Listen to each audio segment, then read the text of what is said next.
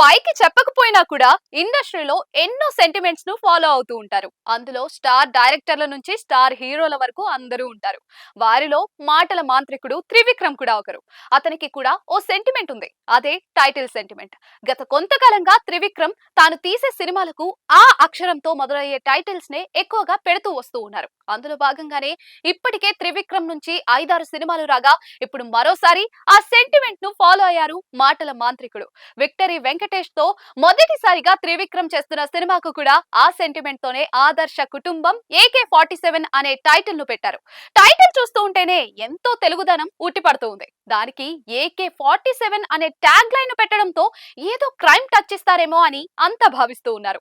ఇదిలా ఉంటే త్రివిక్రమ్ ఇప్పటికే ఆ అక్షరంతో అతడు అత్తారింటికి దారేది, అజ్ఞాతవాసి, అరవింద సమేత వీరరాఘవ, అలా వైకుంఠపురంలో సినిమాలు చేశారు.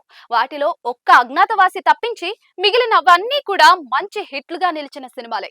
ఇప్పుడు మరోసారి త్రివిక్రమ్ ఆ సెంటిమెంట్ ను ఫాలో అవుతూ ఉండడంతో ఈ సినిమా ఖచ్చితంగా హిట్ అవ్వడం ఖాయమని అందరూ భావిస్తూ ఉన్నారు. గతంలో త్రివిక్రమ్ రైటర్ గా ఉన్నప్పుడు వెంకటేష్ తో కలిసి పలు సినిమాలు చేయగా అవన్నీ మంచి హిట్లుగా నిలిచాయి. అలాంటి వారిద్దరి కాంబినేషన్ లో త్రివిక్రమ్ డైరెక్టర్ గా మొదటిసారిగా వెంకీతో చేస్తున్న సినిమా కావడంతో ఈ సినిమాపై మొదటి నుంచి మంచి అంచనాలున్నాయి. దానికి తోడు టైటిల్ కూడా బాగుండటంతో సినిమాపై అంచనాలు ఇంకాస్త పెరిగే అవకాశాలున్నాయి. కాగా ఈ సినిమాలో శ్రీనిధి శెట్టి హీరోయిన్ గా నటించనుండగా హర్షవర్ధన్ రామేశ్వర్ సంగీతం అందించనున్నారని సమాచారం.